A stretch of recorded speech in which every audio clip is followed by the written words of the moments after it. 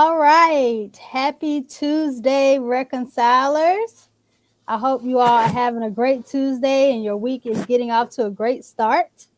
I am really, really excited. We're here live on Facebook for another live interview. I decided that, this summer, since we're still in a pandemic and we still can't really go out, that we will be doing some interviews called Reconciler Highlights to really get to know people that are in our group. And so I am your host, Lavanya Jones, the lead facilitator for this group. And I have today one of my Remerge colleagues, Christy Betz from Giving Grace. I'm so excited to have you on, Christy. Thank you. Awesome. Awesome. So, really just wanted to have a conversation about the work you do with Giving Grace, how you got in the work, and some of the lessons that you've learned, challenges you've overcome. So, tell us a little bit about Giving Grace, what it is, and what you do with Giving Grace. Okay, we started Giving Grace probably 5-6 years ago, and we started it in response to needs I saw in the Remerge community. We had many folks who needed assistance with small things such as clothing, work boots, food, people who were on the verge of homelessness or struggling to get out of homelessness, small needs that people in my community, stuff that people take to Goodwill or wear at, donation type things, Mm-hmm. that we could fill needs with that kind of, thing. And it just kind of evolved from there, Awesome. to where we are now, which is helping with anything from clothing, rent, food, utilities, school supplies. Awesome. And when you started Giving Grace, did you start it in the city and how long has it been since you've been doing this work? I started by just volunteering at Giving Grace. Um, Oh, okay, I'm cool. sorry. I mean, not Giving Grace. I'm sorry. At Remerge. Oh, we lost Which, your face a little bit when you moved the oh, camera. sorry. Sorry. There Sorry. you go. I started by volunteering down. Well, we used to be Church on the Street before we became Remerge, and it Yeah, was yeah. pretty much just homeless ministry at that point.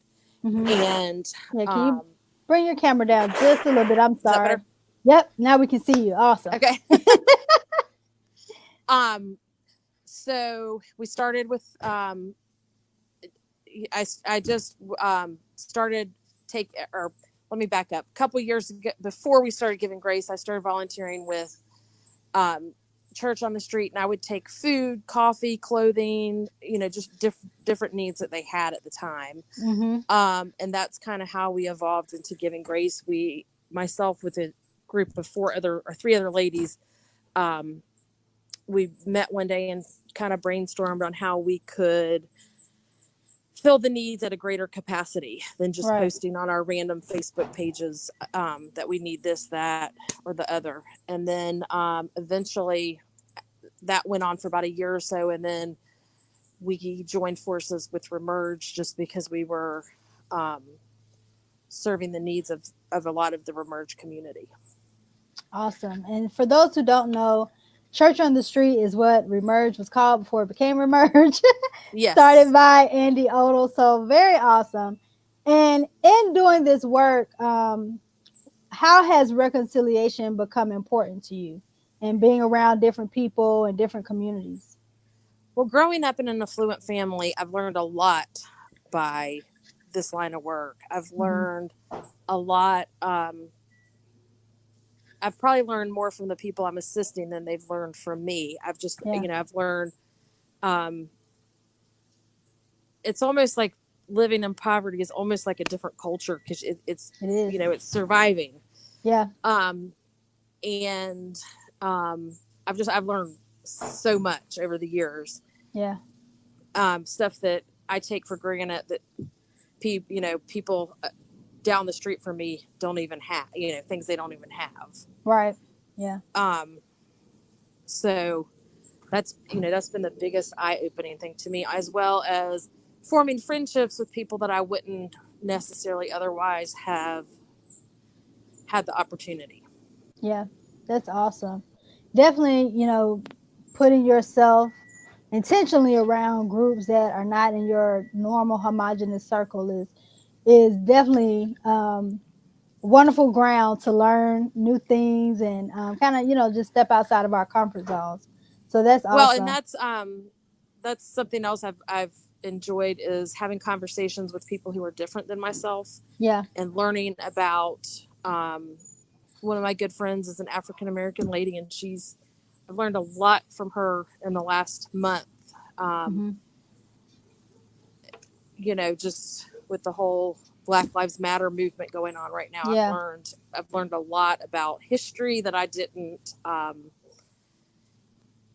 It's just opened up the door for conversations that I otherwise wouldn't have had. Right. I definitely understand. Now, you mentioned that you come from a more affluent background. Have you always been in the nonprofit space, or I is have this not. okay? It just kind of evolved by actually the first couple times I went to church on the street, I was very, very uncomfortable Mm, because mm, I was not in my realm, my normal yeah. daily um, space, and it was very uncomfortable at first. Awesome. So And it what? and I Oh, still go get. ahead. Oh, I'm sorry. I was going to say, and there's still times that I'm at Remerge and I'm kind of uncomfortable. Yeah. Just um, different scenarios, but that's part of the growing you know growing Yeah. and experiencing new things. Yeah, absolutely. And a lot of people run from that discomfort. What has made you kind of stay and kind of just sit with the discomfort and continue to do the work? I feel like I've grown as a person. Hmm. um I've definitely become a better person. Yeah, I've also learned a lot, and I also feel like my children have learned a lot from it that's and awesome. are better people. um they have volunteer opportunities at here, just helping me at home with stuff that they Hmm. um last year when we were doing, for example, the book bag drive, my son, who at the time was 9, could not believe there were kids that couldn't afford school supplies. And then we actually went Yeah. to deliver the book bags, and it's very eye opening for him to see how other people live. Right. Yeah. I know that for me, I guess, was like the start of me kind of getting to this work because as a kid, my mom and I, our church would always go to a local shelter and feed them, I think like once a month. And I remember being really, really young. I probably was like 4 or 5. And, just helping my Wow. mom in the kitchen, helping them feed. But I remember this particular situation where there was another little girl that was living at the shelter that was my age. And we were just sitting down talking. And of course, the question came up of why they were living in the shelter and not in their own home. And at that age, like I said, we couldn't have been no more than like 5. And she's telling me about how her mother was fleeing an abusive relationship, and that they had to live in the shelter, to be safe and things like that. And the fact that now at 37 I still remember that conversation, Right. That's like it definitely put a mark on me, and allowed me to kind of see, because I mean I grew up in poverty, but I mean I grew up without a father in my home, but my mom was very, very protective, and my mom was older. So a lot of the things that my peers were exposed to, I wasn't exposed to. I had a sister in college, and so that was kind of my where I was around oh, educators and wow. things of that nature. Yeah, so I just wasn't exposed to those Well, same and that's things. Yeah, go ahead. yeah, it's very eye opening if you haven't, for people who and I get that from a lot of the Giving Grace members who who may go take food to a family, or go assist them with moving, or Hmm. just interacting. It's very eye opening to see that our worlds are vastly different. Yeah, absolutely. And so, that definitely, we continue to do that. And really, all the churches I've been a part of, we did some type of homeless ministry or shelters, or even ministering in some of the orphanages, and just learning people's story and the things they're having to overcome and work through, just to have, and some of just the basic things that we take for granted. So that definitely has been my motivation, for Right. continuing to get into this work. So I can definitely relate to that, being around people that we just take things for granted, and even it's gotten to the point, even in my prayers, days, I'm like, God, I thank you for hot water, because it's people that don't have hot water, Yeah, and people we, with yeah, yep. yeah, And it's also in a sense it's been a difficulty for me because I form friendships with these folks, oh and yeah, then I want them to have the things that I have. right, right, Um, and it's hard for me in a sense, that I have friends that don't have cars. They have to stay out, they ride MARTA. It takes them 2 hours to get to work where it could take them 20 minutes. right, yeah, And that's another motivation for me, I think, is that um, as I see people, as their lives are getting better, they're hmm, getting closer and closer to self-sufficiency. I yeah, want to do, I want to help them obtain a car. I want to help them get into permanent housing.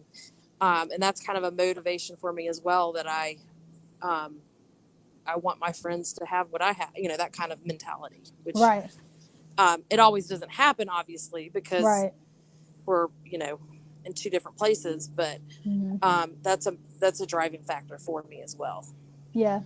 Have you encountered any barriers over the years to doing this work, whether it's access to resources or, getting Absolutely. additional? So, can you talk a little bit about that? What kind of barriers have you encountered with Well, giving grace? recently, one of the big barriers I have come across is with the pandemic. There were so many children that didn't have access to internet and computers, Yeah, and it was very eye opening. You would see on the news, APS, the superintendent would come on and say every child has access to a computer. And that was just not the case. I had right, numerous families that would go to their school to try to get a computer, and they were out. So they, basically said tough luck. right, So we have all these kids who did, for 3 months didn't get an education because lack of resources in our mm-hmm, schools. mm-hmm, Also, lack of resources of food. We have so many families that live in areas that are not convenient to MARTA or grocery stores or Walmart. I mm-hmm. have one family in particular. If she goes on MARTA, it takes her 2 hours to come and go from the grocery store. Wow, But luckily, Amazon has started. I don't know if you're aware of this, but yeah. EBT you can order now on Amazon Fresh. Oh no, I did not know that. Wow. Yep. So now I just helped her set up or today she got her first delivery. I just helped her this Oh, morning that's set up an awesome. Amazon account. So, it's looking for resources like that people might not otherwise know about. Right, right. Yeah, definitely. Because, Any type of like systemic barriers within the community or dealing with oh, other absolutely. organizations that you've run into? Well, it seems like, and another reason we started giving grace was because every organization I approached was out of funding. Mm, That was, yeah. a lack of funding. If you come to the northern suburbs, there's always funding for there's a lot more funding from nonprofit organizations. But if you go down into the poor zip codes, Mm-hmm. they're always out of funding. Wow. Wow. So And that's you another see, reason we started. yeah, you see all these, because even so, like now with my job, HBCUVC, we train HBCU students to be venture capitalists. And you see all these venture capitalists that are saying, oh, we're going to support Black lives and we're giving money and all this stuff. And we've been fielding so many calls, but no one has cut a check. you know, it's like, Right. people, it's a lot of lip service, but not a lot of actual funding taking place. We have gotten some money, but not to the extent, you see people saying, oh, we've set aside, all these millions of dollars to, help lift Black people up. And that's not really what's happening. Well, and then I have a lot of Giving Grace members who will, they'll respond, try United Way 211. I have, Mm-hmm. in 7 years of this line of work, I've never had anyone receive assistance through United 211. Really? Because Wow. and so I have started encouraging Giving Grace members to give it a try. Call and try to get funding, just call the Mm-hmm. numbers that you're given and Mm-hmm. see the roadblocks that these families are coming. It's a dead end after dead end after dead end. Mm-hmm. Um, and then another thought popped in my head. Food banks, they're open during work hours. So moms or dads who are struggling with food, do you stay at work or do you go to the food pantry to get food for your family? Right. Because if you go to the food pantry, then you leave work, then you don't get paid. You may lose your job. So it's almost like people they're setting these families up to fail. Yeah. Yeah. And I didn't even think about that. The fact that, yeah, they do close at 5. And so you have to, the thing you have to make the decision between, do I go to work or get food for my family? That's not a decision anyone should have to make.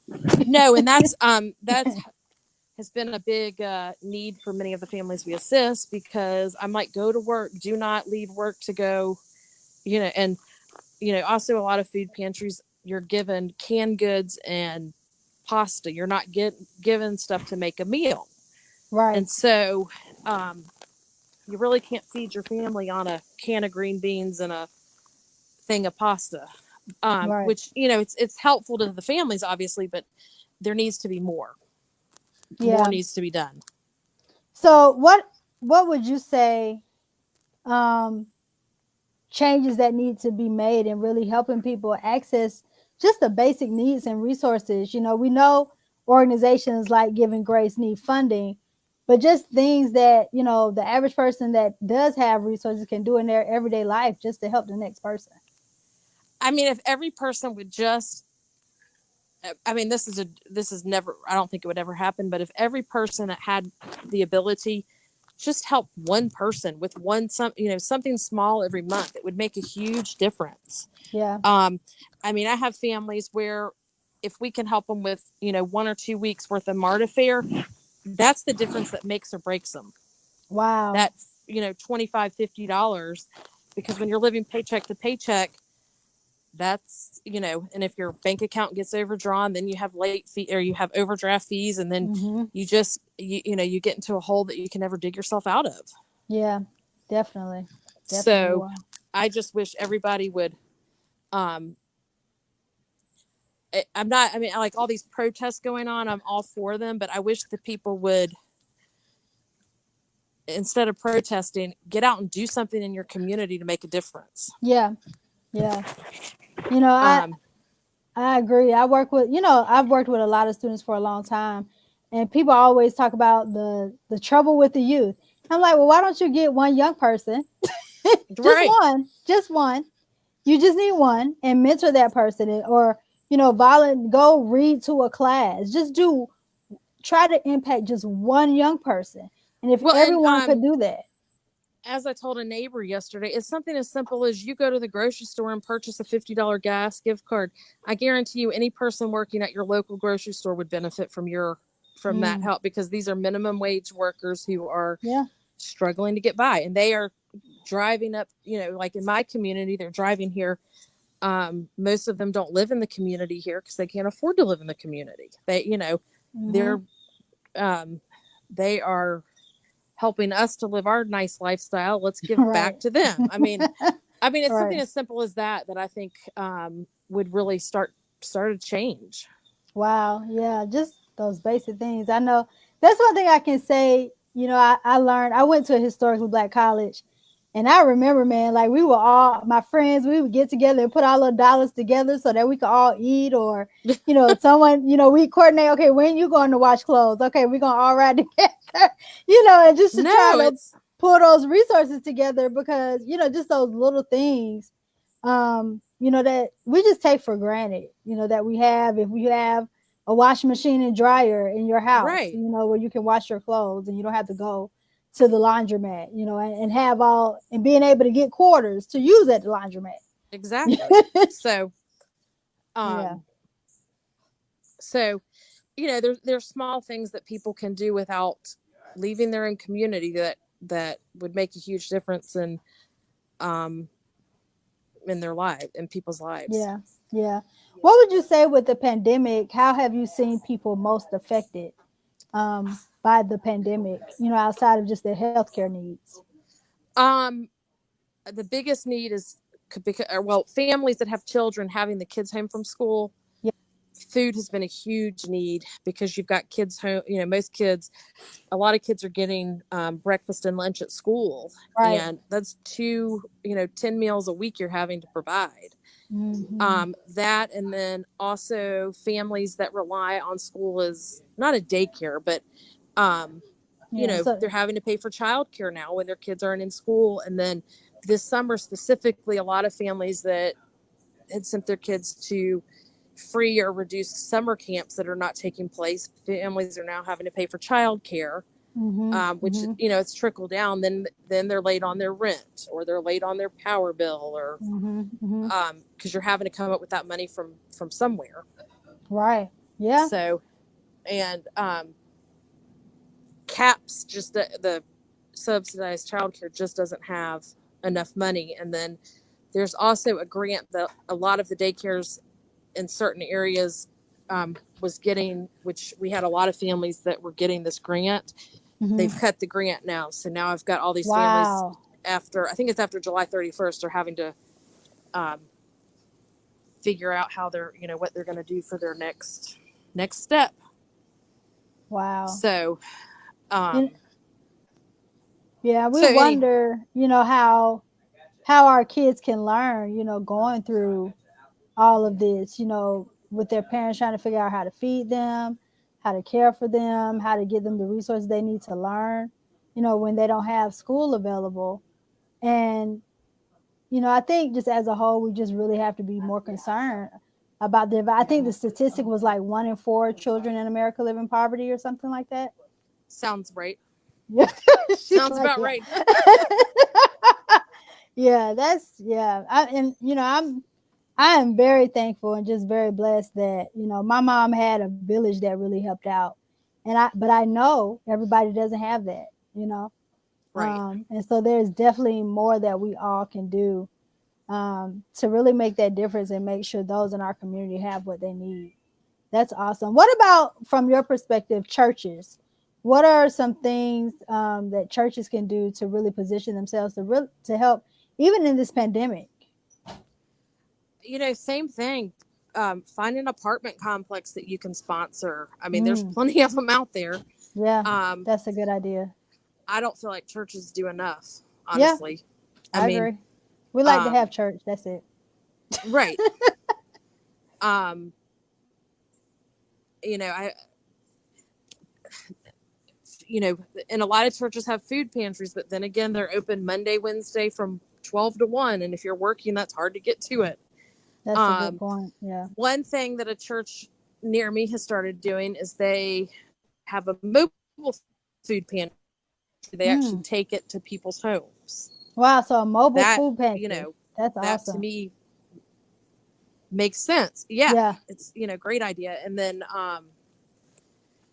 there's another lady that I have come in contact with that goes to another church in Atlanta, in Buckhead, where Mm-hmm. they have actually started connecting people with church members with people that come to them that are in need of help.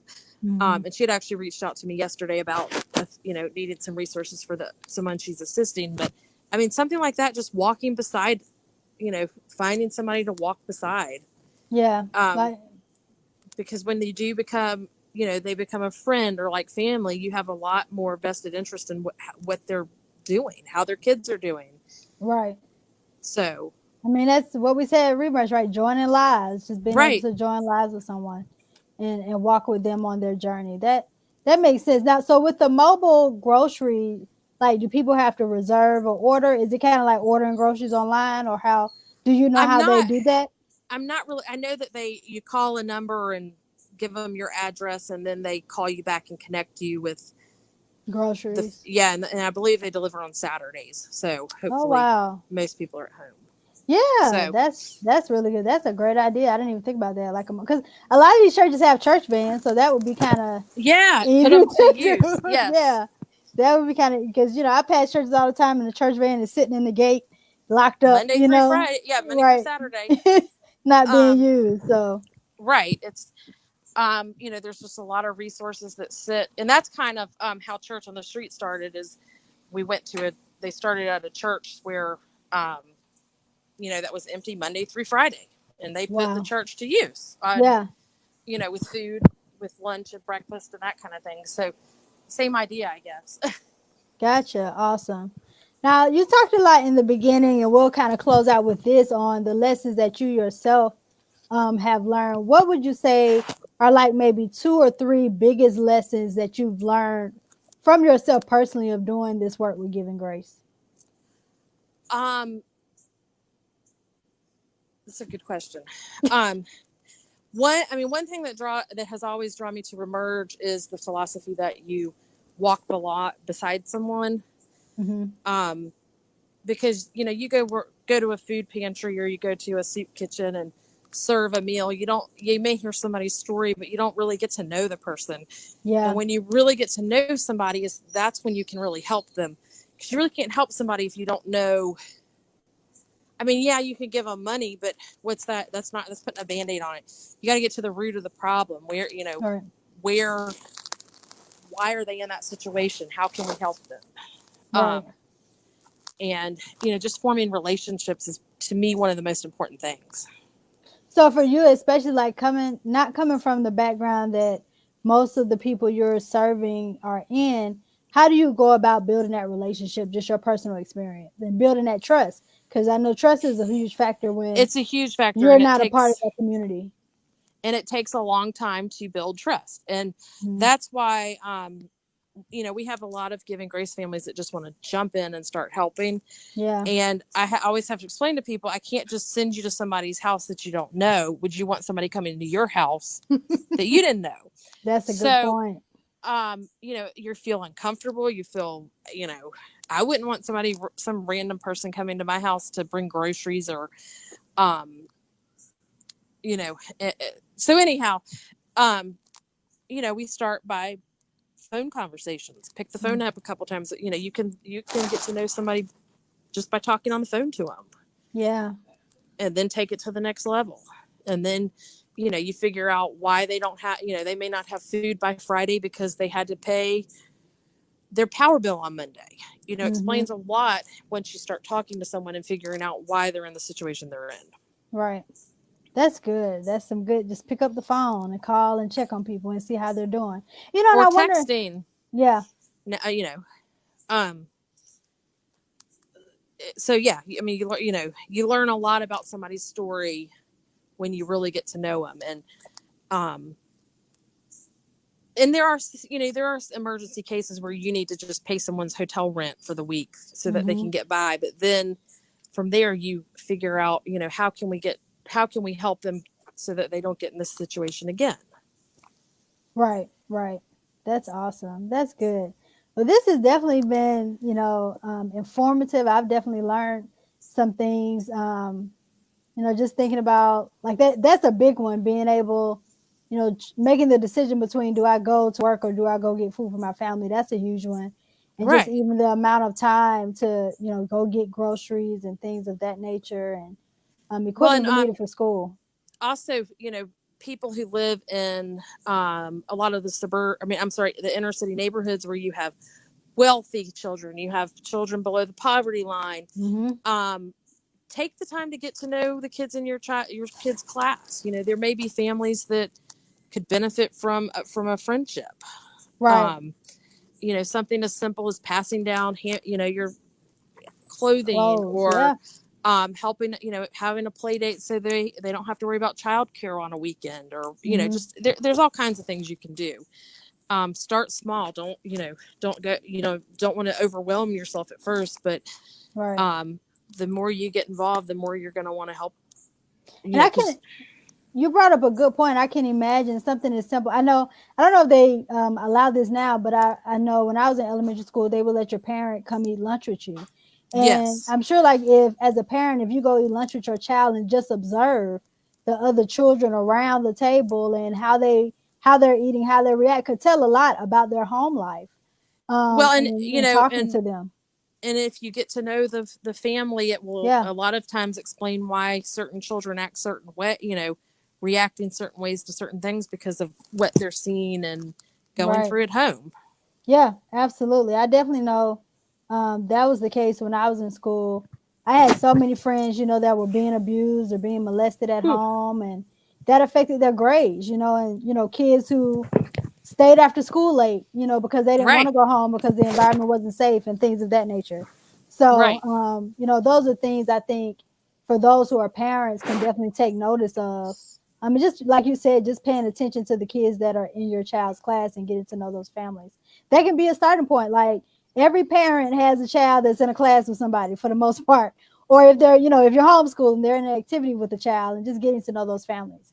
So that's a good Exactly. point. That's a good starting point. Awesome. Well, this has been a great conversation. I'm really excited. We finally got to do it. Yes. And I finally got to get to know you and a little bit about your story. So, how can people support Giving Grace? Where can they find out more about the organization, contact you, and those type of things? Well, the best place is our Facebook, the Giving Grace Facebook page. It is a private page, so you have to request to join. I think we lost you. Can you hear me? Christy? Can you hear me? I can hear you. Okay, there we go. We got you back. Okay, you were saying the Facebook page, and that was the last thing we heard. Facebook page is the best place to see what we have going on and what we're doing, and that kind of thing. And then you can always contact me directly through Facebook under Christy Betz is my username, or Remerge site. You can locate us as well. Awesome. So everyone, you heard, Giving Grace has been really key in serving the community, especially around the Auburn Avenue area where Remerge office is, just helping with the needs of the community from, like she said, technology to food to rent to gas cards. So if you want to support, if you want to help Giving Grace, you can check them out on their Facebook page. You can go to remerge.org and find Giving Grace there. And then you also can find Christy on her Facebook page at Christy Betz. That's Betz. Christy Betz on Facebook. So, Christy, thank you again for your time. Thank you for having me. Of course, this was wonderful, and glad to have you in the Community of Reconcilers group and being able to work with you through Emerge. I hope you have a really great week, and thank you for all the work that you do. All right, thank you. All right, have a good one. All right, bye. Bye.